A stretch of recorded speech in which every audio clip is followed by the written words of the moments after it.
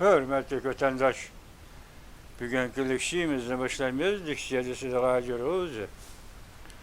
Washington'da sözlerimiz bugün Çiğsağ 2026 yıl 4. ayının 2. günü hafta Perşembe vatandaş.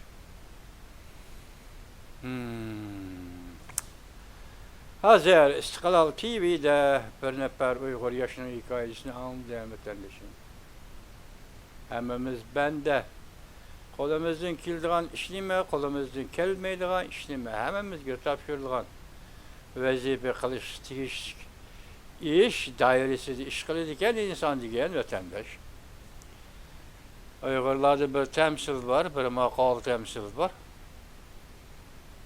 Erge bir nöbet, yerge bir nöbet deydi vatandaş.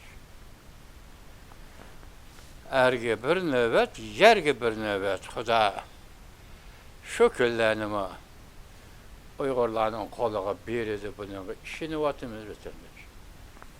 Ben bugün esilli güzemden leksiyesine başlayayım. Bugünkü vaziyetimizde eşek mesela bu vaziyetin üzülme deseniz hazır. İran bilen Amerika oturursuzluğu fevkalade dokunuş. Ve Amerika Koşmuş Ştatlarının Prezidenti Donald Trump'ın çakırık ve rehberlik gücü bilen oturuğa çıkan her bir hareket tarihi karakterlik gazap. Her bir hareketi bu doğruda tünügün Prezident Donald Trump'tan bütün memleketke sözlüğün bir notku var idi vatandaş, şu notku var ki şu notkunu bir vatandaşlar yetkizmez. Andikiden denizlerle birlikte analiz kılamız vatandaş.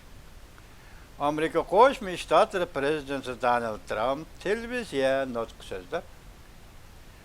Amerika yavuz İran tehdidini ahırlaştırış peytidi turvatıdı dep görsetti. Mavzulu haber 4. ayının 2. günü Amerika avazla Xitay programı ilan kıldı. Amerika Koşmuş Ştatları Prezidenti Donald Trump 4. ayının 1. günü mundak görsetti. Amerika Koşmuş Ştatları İran'la Amerika'ya ve bütün dünyaya salgan tehdidine ahırlaştırış peytide turvatıdı. Prezident Donald Trump tarihi karakterlik gazap hareketinin her bir nişanı tamamlanışıya kıllap geldi de görsetti. Prezident Donald Trump haftanın 3. günü Keşte televizyon nutku sözde mundak görsetti. Amerika armiyası da lazer plan boyunca yüzünün nişanını işe aşırıvatıdı. Cümleden İran'la deniz armiya ve hava armiyalarına bitçit kıldı. İran'ın devlet müdafiye sanatı asaslarını hem İran ve yenilik siyasi hakimiyetinin kumandanlık merkezine bitçit kıldı. Prezident Donald Trump mundak görsetti. Biz erişken neticelerimizden terakkiyatı aslında. Men bugün keç sizlerge Amerika halkıga şundak deymen ki biz hazır plan boyunca Amerika'nın barlık işlerini işe aşıyorduk. Tez ve bek tez işe aşıyorduk da eytalayımız. Kiyinki bir iki hafta içinde biz ulağa yani İran'a şiddetli zerbe birimiz. Amerika Koşmuş Ştatları Prezidenti Donald Trump yani mundak görsetti. Hizmette tamamlayımız. Hareket cereyanında hayatı da ayrılgan 13 nefer Amerikalık ne, Amerika'nın askeri oğlu ne, çunkur esleyimiz. Şundakla biz ulağa yani İran'a zerbi birip ulanı taş kurallah devrige kaytırımız. Aksaray yani bir mavzu vatandaş tarihi karakterlik gazap her bir hareketi el kılgıç kalbini kolgu keltirdi dep görsetti mavzulu haber 4. ayının 2. günü Cumhur'a nazar torbeti ilan kılındı. Haber mundak başlandı. Aksaray 4. ayının 1. günü mundaq ilan qildi. Amerika Qo'shma Shtatlari prezidenti Donald Trampning rahbarligi ostida tarixiy xarakterlik harbiy harakat qo'zg'ab, hal qilg'uch g'alabaga erishdi. Amerika İranning raketa iqtidorini g'alabalik parchalab, İranning dengiz armiyasini yo'qotdi. Hamda İranning yadro qurollariga erishishini chekladi va yo'qotdi. Bu yer sharidagi terrorist siyosiy hokimiyatning Amerikaga tahdid selishini uzil-kesil yo'qotdi. Aksaray Torbit'te 4. ayının 1. günü bayanat ilan qilib, bugün kechda Prezident Donald Trump Amerika bütün memleketga nutq so'zlab, tarixiy xarakterlik harbiy harakatning umumiy natijalarini sharhlaydi va tushuntirdi deb ko'rsatdi. Bu bir meydan Prezident Donald Trump o'zi rahbarlik qilgan harbiy harakat. Nayt eniq o'zgarmaydigan nishon, chaqmoqdek vositalarni ishlatib, İran siyosiy hokimiyatining tahdidi, Amerika va erkin dunyoga tahdid selish iqtidorini sistemalar bitchet qilib tashladi. Amerikaning mislsiz davlat kuchini namoyon qildi. Aksaray bayonotida mundaq ta'kidladi. Harakat boshlangan 1. kundan boshlab Prezident Donald Trumpning nishoni aniq va qat'iy bo'ldi. İranning raketa iqtidorini uzil-kesil tarmar qildi. Terrorist gumochlarning qo'llashini uzib tashladi. Aksaray bayonotida yana mundaq ko'rsatdi. Prezident Donald Trump Amerika el yo'l a'lo so'zida ching turib, qat'iy rahbarlik qilib, Amerika armiyasi navbatda mislsiz to'g'riliq va mislsiz kuch bilan vazifa ijro qildi deb ko'rsatdi Aksaray bayonotida. Va Prezident Donald Trumpning İran urushi to'g'risidagi bayonoti vatandosh Türklerden cevap verdi.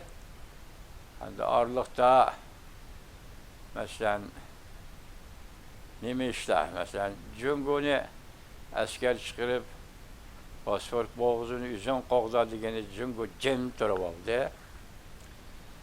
Hani Arap devletlerden bir neçesi İran'dan bomba verip işte mesela Arabistan, Katar, Dubai degen devletlerge. O Arap devletlerimiz çın turib hatta Arabistan de Amerika'nı kollayımız kat'i uruş kılış gerek Amerika dedi. O Saudi Arabistan'ın kollayışı, yani başkalarının kollayışı vaziyet anaş tarikadaki vaziyette vatandaş ağırlıkta Avrupa devletleri katılış gerek mesela yüzün menfaati var bir yerde hazır. Bütün yer şarı hamle bütünün 20% fosfor boğazının ütülgan gibi ki vatandaş. Bir yerde iki menfaatler. Biri nefitini satkısı devletler şu köyde, şu yerde. İkincisi nefit setvalgısı devletlerine. Menfaat okşaş olur. Şunda fırsatlar azı yük azı. Uygur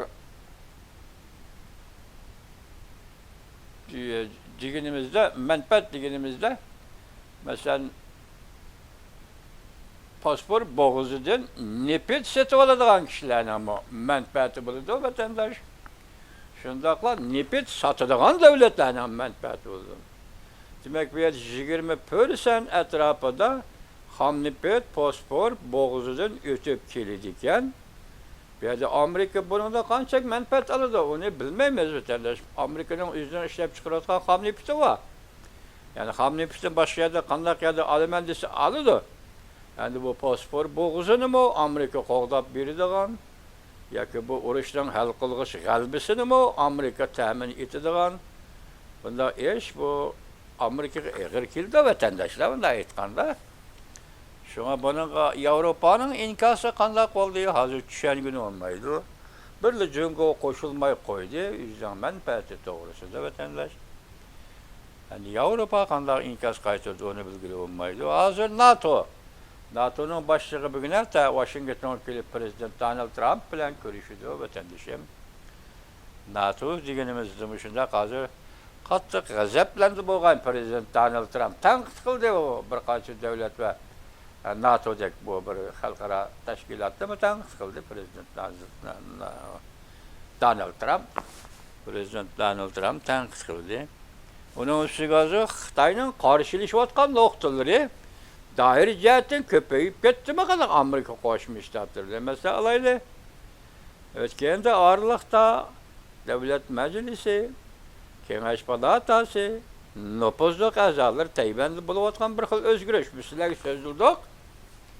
Tayvanning harbiy qurol-yarog' setib elish delosi yoki masalasi, delo emasmi? Masalasi.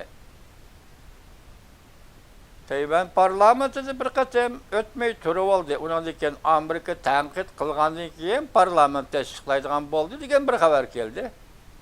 Bunun növbətki umumu son misarlıq sizlər yetkizdik. 1 trilyon 200 milyard dollarlıq hərbi qural-yaraqni setib eləyiş. Bununla toşqunluq qılıbatqan hazır bizden görübatqan mətbuatçıya, torbətlərdə görübatqan meydanımızda etqan bunun toşqunluq qılıbatqanı Xitayının ikinci partisi Kuomintang partisi. Kuomintang partisinin növbətki parlamentdeki əzaları yoki Qanun çıxırış komitesideki əzaları, təsdiqlaş komitesideki əzaları hazır buna bozğunçuluq qılıb atıdı. Dep bazı aldırap hüküm çıxaqlı olmaydı. Biroq aşı qural-yaraq setib elishni xarajatini tasdiqlaydigan tasdiqni tashkillamay atıdı vatandaş. Mesela Hangoyu degan dal shu parlament qonun chiqarish komitetining a'zosi o prezidentga nomzodlab saylanib tushgan odam, Kuomintangning a'zosi hozir ashuna qarshilik qilyapti. Amniyati Kuomintangning Tayvanning harbiy qurol-yarog' setib olishini tashkillashi va yoki setib olish planini ishga oshirish uchun Kuomintangning bunda qarshi turishi amaliyotda tegi-tekni aytganda Beijingning qarshi turishi bo'lib qoldi vatandaş. Chunki hozir Beijing Jinglibin degan reisni Jungoni ziyorat qilish taklif qilyapti. Bu shunday vaziyatda. Endi bu masalaga Jungo qo'l soldimi qanday harbiy qurollar setib olish masalasida. Mesela Amerika Qo'shma Shtatlar hukumati Tayvanga yordam berdi. Tayvanni qo'g'daydi va qo'llaydi degan holatdami Amerika bir davlat. Ular okeanda Amerikaning manfaati va bir davlat. Amerika shunday ishlagandimi, shunday qilgandimi? Bu qoida prinsip qo'lida vatandaş. Mesela Amerika'nın aeroplanları, harbiy aeroplanları ve mesela askerleri yüzden orundan qozg'ilib Tayvan bo'g'ziga yetib borguncha. Demak, Tayvan bo'g'zi urush portladı degan gap Tayvan bo'g'ziga yetib borguncha qancha vaqt, qancha oy ketadi? Buni o'zi bir gap. Tayvan o'zining mudofaasi o'zi ko'rishi kerak. O'zining mudofaasi o'zi ega bo'lishi kerak. Xalqaro qoidalar bu. Shunga harbiy qurol-yarog' setib elishing kerak. Lekin bu pul tasdiqlanmay, hozir 1 trilyon 300 milyard dollar atraf. Tasdiqlanmay, avanu Tayvanning parlamenti to'xtab qolyapti o'tanda. Buni biz oddiy tafakkurlardan yoki boshqa yo'llardan paket asosida yoki gumoniy paket asosida deylik. Endi Xitoyning to'sqinlik qilayotganligi ne vatandaş? Xitoy buzg'unchilik qilayotganligi. Ama shunday vaziyat aslida turyapti. Hisobda Xitoy Amerika Qo'shma Shtatlari bilan har taraflab qarshilashni kuchaytiryapti qanday degan gap. Yani Xitoy hozir Iranning kayinida Xitoyning bor ekanligiga gap sig'maydi vatandaş. Iranning kayinida Xitoyning bor ekanligi allaqachon isbotlangan haqiqat oshkorlangan paket vatandaş. Nurg'un hazır yazığı manchinci numurluq adamsız aeroplan, manchinci belgilik adamsız aeroplandan başka resmi aeroplan ham manchinci belgilik raketa. Shunaq İranga yordam bergan narsani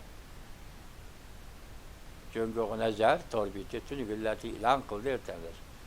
Yani Xitay bilen İran'ın münasebeti. Yani şey kelgende hazır yani Amerika Koşmuş Ştatları Prezidenti Donald Trump katli niyet geldi. Ben şey taşkor Allah devri yolu salman değişlik dedi. Yani ahırda oluşun tohtaylı. Kilişim yakın geldi dedi. Kilişim imzalaştan biz man tohtaylı dedi. Yani İran onu değil, onu mu değil diyen vaziyette yani Prezident Donald Trump akşam bütün memleket, Amerika Koşmuş Ştatları bütün memleketke yukarıdaki televizya notk sözlü vatandaş. Bu Rusya, Rusya'nın nöbetki vaziyeti hem şuna münasebetlik Amerika Koşmuş Ştatları'nın vaziyeti vatandaş.